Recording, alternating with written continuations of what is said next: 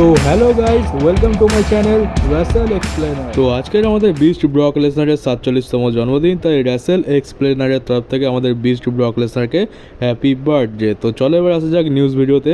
আমাদের 16 time world champion জন সিনাকে মুকেশ আম্বানির ছেলে অনন্ত আম্বানির বিয়েতে দেখা গেছে। আর দেখতেই পাচ্ছ এখানে সেই বিয়ে থেকে একটা ফটো এসছে।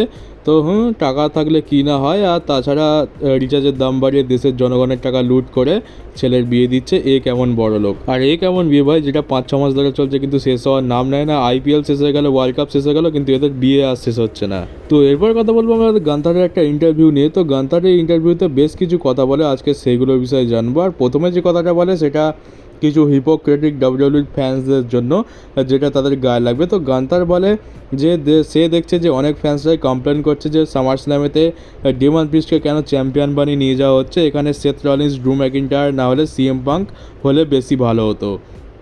তো গান্তার বলে প্রথমে তো ফ্যান্সরা এই কথা বলছে, আবার এই ফ্যান্সরা কিছুদিন পর কোনো জায়গায় গিয়ে বলে যে ডাব্লিউডব্লিউই নতুন নতুন স্টার বিল্ড করছে না, তাদের নতুন অপরচুনিটি দিচ্ছে না।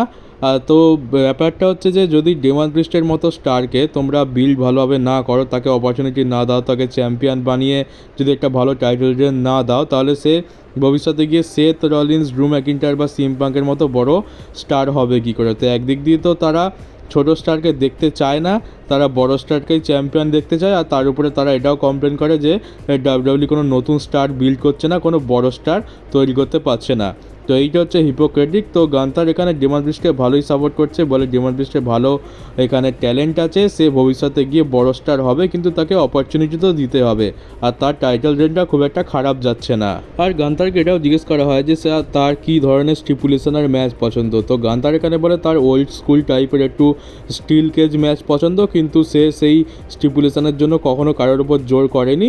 সে চায় যে তার বস যেটা ঠিক করবে, তার উপরে যে কর্তৃপক্ষ রয়েছে সে যেটা ঠিক করবে সেটাই হবে। সে জাস্ট একজন পারফর্মার, সে পারফর্ম করতে এসছে, তার বস তাকে যে সিচুয়েশানে পারফর্ম করতে বলবে সে সেই সিচুয়েশানেই পারফর্ম করবে। দরকার নেই তার যদি স্টিল কেজ ম্যাচ দেয় তাও ভালো, আর যদি স্টিল কেজ ম্যাচ নাও দেয় তাও সে নর্মাল ম্যাচও কমপ্লিট করতে রাজি আছে। আর গান্তারকে এটাও জিজ্ঞেস করা হয় যে তার রেসলিং জগতে ডাব্লিউডব্লিউতে সবথেকে ফেভারিট ম্যাচ কোনটা। তো সে একটা ম্যাচের কথা বলে, যেটার কথা আমরা তো অনেকেই জানি না, সেটা হচ্ছে মাসাটো টানাকা ভার্সেস মাইক অসাম। তো এই ম্যাচটা তার খুবই ফেভারিট, এটা ইসিডাব্লিউর একটা ম্যাচ, খুবই পুরনো। এইটা গান্তারের জীবনে দেখা সবথেকে বেস্ট ম্যাচ তার মনে হয়। আর রাসেল বোর্ডসের তরফ থেকে নিউজ এসেছে যে এবছরের যে সার্ভাইভার সিরিজ হবে সেটা লস অ্যাঞ্জেলেসে হবে। আর তোমরা দেখতে পাচ্ছ সামনে একটা স্টেডিয়াম রয়েছে, ইনটুইট ডোম। এটা সবে মাত্র তৈরি হয়েছে নতুন স্টেডিয়াম, আর কিছুদিন বাদে এটার উদ্বোধন হবে। তো এই এরিনাতেই ডাব্লিউডব্লিউ সার্ভাইভার সিরিজ নভেম্বর মাসে সম্ভবত 30 তারিখে হতে চলেছে।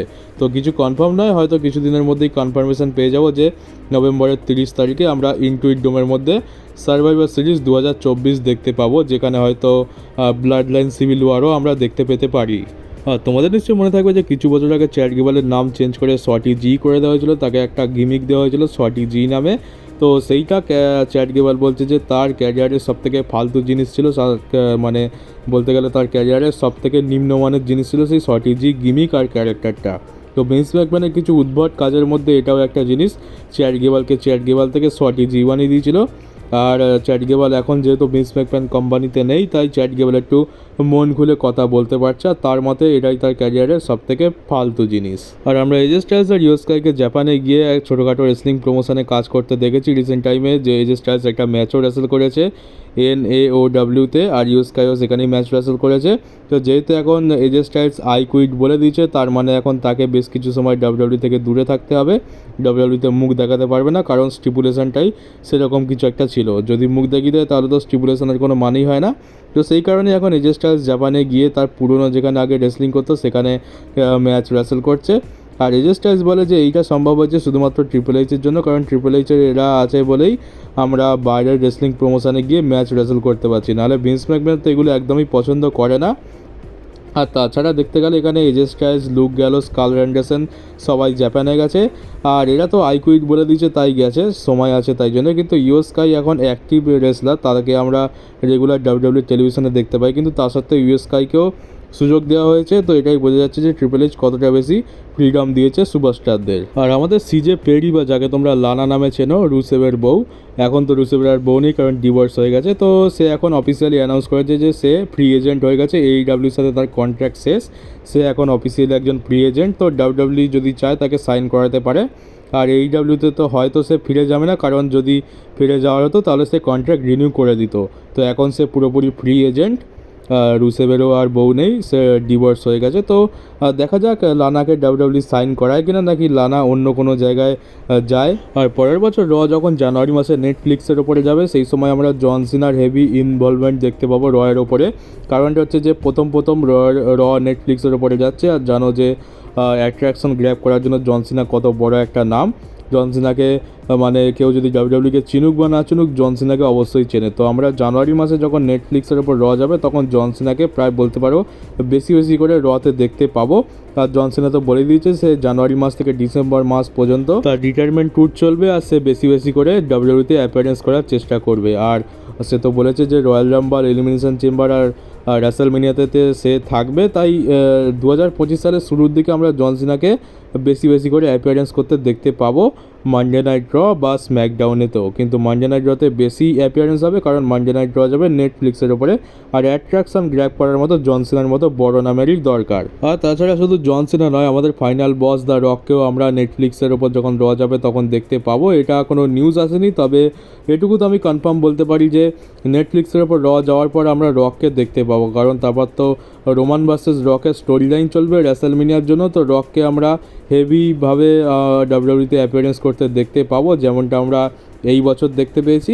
হয়তো পরের বছর এর থেকেও বেশি অ্যাপিয়ারেন্স আমরা রককে করতে দেখতে পাবো রয়্যাল এপিসোডে বা স্ম্যাকডাউনের এপিসোডে। তো জন সিনা রক একেবারে কনফার্ম রইল। পরের বছর থেকে আমরা রেসলমেনিয়া পর্যন্ত রককে তো দেখতে পাবো, আর জন সিনাকেও দেখতে পাবো। কালকের আমি তোমাদের আমার ভিডিওতে বলেছিলাম যে ফিন বেলা তার ডিমন ক্যারেক্টারের বুকিং নিয়ে কতটা বেশি হতাশ হয়ে আছে। তো এবার হতাশ হওয়ার জন্য আরেকটা বড় কারণ দেখতে পাচ্ছি, সেটা হচ্ছে যে 1862 দিন হয়ে গেছে ফিন বেলারের ডিমন ক্যারেক্টার একটাও ম্যাচ জেতেনি। লাস্ট দুটো ম্যাচ তো হেরেছে, আর শেষ ম্যাচ যে ডিমন ক্যারেক্টার হিসাবে সে জিতেছিল সেটা 1862 দিন আগে জিতেছিল। তো এত দিন হয়ে গেছে, এখনও পর্যন্ত ডিমন বেলার একটাও ম্যাচ জিততে পারেনি। তো বুকিং সত্যি খুবই খারাপ হচ্ছে। আর এখন তো শুনছি নাকি ডেমন প্রিস্টের এগেন্সে যখন ফিন বেলার টার্ন করবে, তখন নাকি ডিমন বেলারের রিটার্ন দেখতে পাবো। তো সেখানেও যদি ডেমন প্রিস্টের কাছে ডিমন বেলার হেরে যায়, তাহলে তো আর কিছু বলারই থাকে না। এর থেকে তো ফিন বেলারের ক্যারেক্টারটাই ঠিক আছে, ডিমন বেলার না আনাই ভালো যখন তাকে হারিয়ে দেওয়া হবে। আর সবার লাস্টে বলবো, আজকে স্ম্যাকডাউনে কী দেখতে পেলাম সেটা তো তোমরা জানোই। আজকের স্ম্যাকডাউনের ভিডিও আমি আপলোড করে দিয়েছি, তোমরা গিয়ে দেখতে পারো। সেখানে সোলো সিকোয়া রোমানের ব্যাপারে বেশ কিছু কথা বলেছে। আর এবার বলবো রোমানের রিটার্নের ব্যাপারে। তো বেশ কিছু নিউজ সোর্স এটা কনফার্ম করছে যে সামার স্ল্যামেতে আমরা রোমান রেন্সের রিটার্ন দেখতে পাবোই, এটা 100% কনফার্ম। তো কিছু ছোটোখাটো নিউজ সোর্সের তরফ থেকে নিউজ এসছে যে রোমান সামার স্ল্যামেতে 100% রিটার্ন করবে। তো এবারে যত সামার স্ল্যাম কাছে আসবে, তত আমরা বড় নিউজ সোর্সের তরফ থেকেও কনফার্ম হতে দেখতে পাবো যে রোমান সামার স্ল্যামেতে রিটার্ন করবে। আর এটাই একটু চিন্তার বিষয়, কারণ সবাই যখন বলবে যে রোমান সামার স্ল্যামেতে রিটার্ন করবে, তখনই ট্রিপল এইচ কিছু একটা উল্টোপাল্টা কাজ করে বসবে। মানে হচ্ছে যে আমরা আশা করে বসে থাকবো, সমস্ত নিউজ সোর্সেস বলে দেবে যে রোমান সামার স্ল্যামেতেই আসবে, আর ট্রিপল এইচ তখনই রিটার্ন ক্যান্সেল করে দেবে। তো এইটা ট্রিপল এইচ এর আগেও করেছে, আর আমার মনে হয় হয়তো এইবারেও করবে, কারণ সবাই একটা দিকে ইন্ডিকেট করছে যে রোমান সামার স্ল্যামেতে আসছে, এটা 100% কনফার্ম। কিছুদিন পরে হয়তো ডেভ ম্যারিজার, রাসেল ওয়ার্ডস, ফাইটফুল সিলেক্ট, PW ইনসাইডার এরাও বলে দেবে যে সামার স্ল্যামেতে রোমান রেন্স আসছে। তো সবাই আশা করে বসে থাকবে যে রোমান আসছে, আর তখনই ট্রিপল এইচ কিছু একটা করবে। তো আমার মনে হয় যে এইবারে এইসব না করাই ভালো, রোমানের রিটার্ন করে দেওয়াই ভালো। আমরা অনেক দিন ধরে অপেক্ষা করছি, তবে সব তো ট্রিপল এইচের হাতে। দেখা যাক ট্রিপল এইচ কী করে। সামার স্ল্যামেতে রোমান আসছে এটা আমরা জানি, আর সেই আশাতেই বসে আছি। এবার বাকিটা ট্রিপল এইচের ওপরে। তো দেখা যাক কী হয়। সামার স্ল্যাম মধ্যে আর বেশি দিন বাকি নেই, আর মাত্র 21-22 দিনই সময় বাকি আছে। তো ততদিন তো দেখতে কেটে যাবে, আর দেখা যাক সামার স্ল্যামেতে আমরা ফাইনালি রোমানের রিটার্ন দেখতে পাই কিনা। তো চলো গাইজ, এই ছিল আজকে নিউজ ভিডিও। কেমন লাগলো কমেন্ট বক্সে জানিও। নতুন হয়ে থাকলে চ্যানেলটাকে সাবস্ক্রাইব করে নোটিফিকেশন বেলটাকে অবশ্যই অন করে দিও, আর ভিডিওটাকে একটু শেয়ারও করে দিও। তো চলো বন্ধুরা, দেখা হচ্ছে তোমাদের সাথে আমার পরের ভিডিওতে।